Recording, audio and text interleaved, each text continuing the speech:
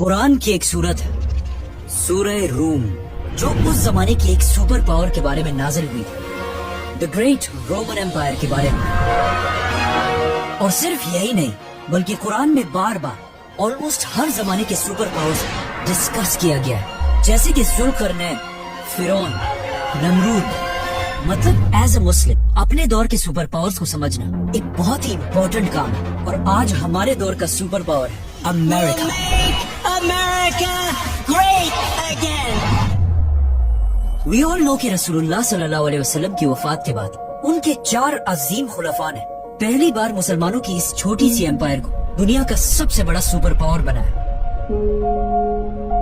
लेकिन सिर्फ 30 साल के बाद ये खिलाफत राशिदा खत्म कर दी गई और मुसलमानों की ये एम्पायर एक खानदान बनु उमैया के कंट्रोल में आई, जिन्होंने आते ही इस इस्लामिक एम्पायर को आने वाले सालों में और भी ज्यादा बढ़ाया और इसकी एक स्ट्रॉन्ग इकोनॉमी भी बनाई। लेकिन इसी बनु उमैया के दूसरे बादशाह यजीद बिन मुआविया के दौर में इस्लाम की तारीख का सबसे दर्दनाक वाक़या पेश आया, करबला, जिसमें यजीद की फौज ने रसूलुल्लाह सल्लल्लाहु अलैहि वसल्लम की फैमिली अहले बैत के बहुत सारे लोगों को बहुत ही बेरहमी से शहीद किया।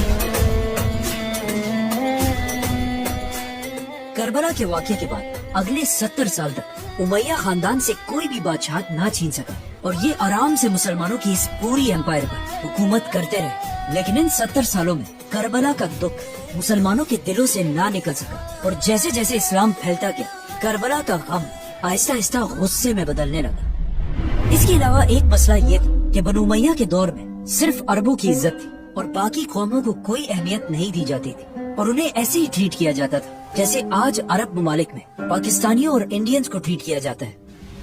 आखिर 70 साल बाद बनु उमैया के इन्हीं गलतियों की वजह से लोग बनु उमैया के इतने खिलाफ हो गए कि एक और खानदान अब्बासी खानदान को मौका मिला कि वो बनु उमैया के खिलाफ बगावत कर सके। कहा जाता है कि अब्बासी खानदान के लोग हर शहर में जाकर वहाँ के लोगों को करबला के वाक़यात की याद दिलाते थे, जिससे लोगों में बनु उमैया खानदान के लिए गुस्सा और भी बढ़ जाता था। आखिर अब्बासियों ने इसी गुस्से को यूज करके उमैया खानदान की हुकूमत को हमेशा के लिए खत्म कर दिया और इस तरह अब दुनिया में एक नई खिलाफत पैदा हुई, अब्बासी खिलाफत। इस अब्बासी खानदान के पहले खलीफा ने आते ये हुक्म दिया कि जहाँ भी उमैया खानदान का कोई भी बंदा नजर आए उसकी गर्दन उड़ा दी जाए, चाहे वो इस हुकूमत का हिस्सा हो या ना हो, किसी को भी नहीं छोड़ना। खलीफा के इस हुक्म के बाद अब्बासी फौज पूरे इस्लामिक एम्पायर में फैल गई और उन्होंने बनु उमैया के एक एक बंदे को ढूंढ ढूंढ कर मारना शुरू किया और इस तरह बनु उमैया के लाखों लोग मारे गए। लेकिन इस सब के बाद भी अब्बासियों का गुस्सा ठंडा नहीं हुआ। अब्बासी सीधा बनु उमैया के कैपिटल की तरफ गए, क्योंकि उनके कैपिटल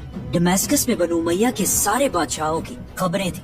तो अब्बासियों ने इन बादशाहों की डेड बॉडीज को उनके कब्रों से निकाला और फिर उन्हें कोड़े मारकर आग लगा दी, सिवाय बनु उमैया के एक खलीफा के, उमर बिन अब्दुल अजीज, जिनकी कब्र को अब्बासियों ने बिल्कुल ठीक ठाक रहने दिया। बनु उमैया खानदान के जो लोग बच गए उन्हें पता था कि अब यहाँ रहना इम्पॉसिबल है, तो वो इस इस्लामिक एम्पायर को छोड़कर वेस्ट की तरफ भागने लगे और अब्बासी खानदान इनका पीछा करने लगा। बनु उमैया पहले इजिप्ट की तरफ गए, फिर वहाँ से लिबिया, अल्जीरिया और आखिर मोरक्को तक पहुँचे, लेकिन यहाँ भी अब्बासियों ने इनका पीछा नहीं छोड़ा। अब उमैया खानदान के लोगों के पास कोई और ऑप्शन नहीं था, तो वो मजबूरन इस समंदर को क्रॉस करके स्पेन में एंटर हुए।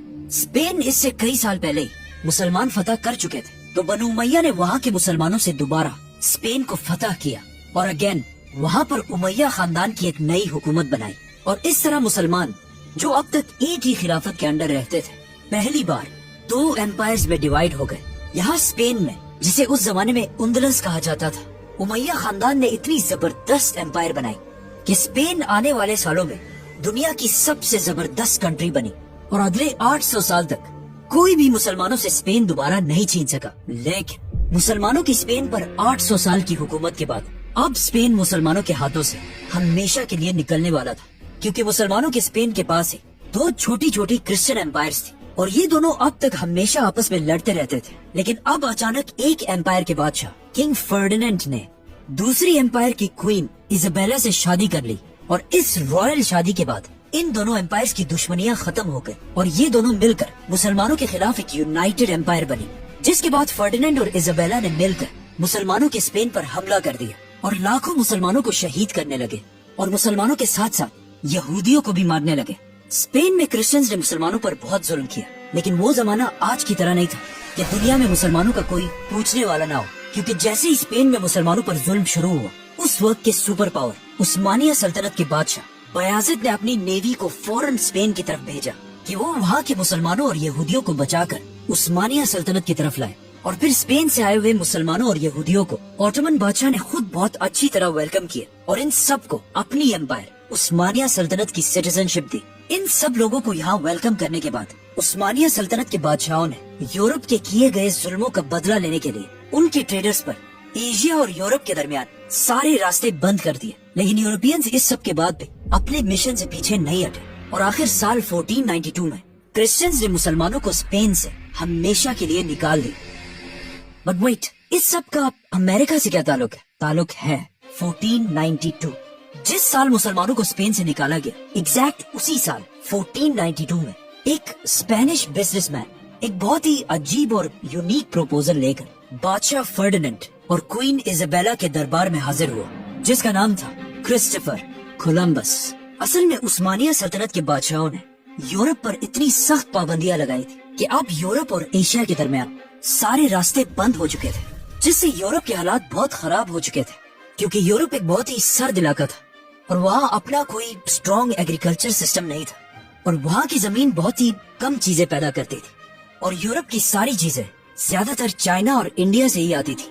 लेकिन अब उस्मानिया बादशाह ने यूरोप पर सारे रास्ते बंद कर दिए थे और यूरोप के लिए अब इंडिया पहुंचना एक बहुत ही मुश्किल काम था, क्योंकि अब उन्हें इस छोटे से रास्ते के बजाय पूरे अफ्रीका को क्रॉस करके इंडिया तक पहुंचना था। और इस ट्रिप पर उनके बहुत ज्यादा पैसे खर्च होते थे, जिसकी वजह से यूरोप में महंगाई बहुत बढ़ चुकी थी और यूरोप के लोग बहुत ही गरीब हो चुके थे। और इंडिया तक पहुंचना यूरोप के लिए बहुत ही लाजमी थी, क्योंकि इंडिया के स्पाइसेस, सिनेमन, काली मिर्च और लौंग जैसे मसाले दुनिया की सबसे इम्पोर्टेंट चीजों में से थे। सिर्फ अपने टेस्ट की वजह से नहीं, बल्कि ये मसाले उस दौर के मेडिसिन में भी यूज किए जाते थे। और मोस्ट इम्पोर्टेंटली, उस जमाने में दुनिया में फ्रिजेस और फ्रीजर्स नहीं थे, तो लोग इन्हीं मसालों को यूज करके खाने पीने की चीजों को खराब होने से बचाते थे। उस्मानिया सल्तनत की पाबंदियों के बाद अब यूरोप को इस छोटे से रास्ते की बजाय पूरे अफ्रीका को क्रॉस करके इंडिया तक पहुंचना पड़ता था। इस सफर पर उनका खर्चा भी बहुत होता था और बहुत सारी कश्तियां तबाह भी हो जाती थी। कोलंबस का प्लान ये था कि वो इंडिया की तरफ एक नया रास्ता ढूंढेगा, जिस रास्ते को उस्मानिया सल्तनत कंट्रोल नहीं कर सकेगी। और उसका ये आइडिया बादशाह और मलका दोनों को बहुत अच्छा लगा और इस तरह कोलंबस 3 कश्तियों के साथ पहली बार एक नई दुनिया की तरफ रवाना हुआ। और बरमूदा ट्रायंगल को क्रॉस करते हुए ऑलमोस्ट 36 डेज के सफर के बाद कोलंबस की कश्तियां एक आइलैंड तक पहुंची। कोलंबस ने इस आइलैंड पर पहुंचते वहाँ कुछ ब्राउन कलर के लोग देखे, मतलब बिल्कुल हमारी तरह के लोग, और उसे लगा कि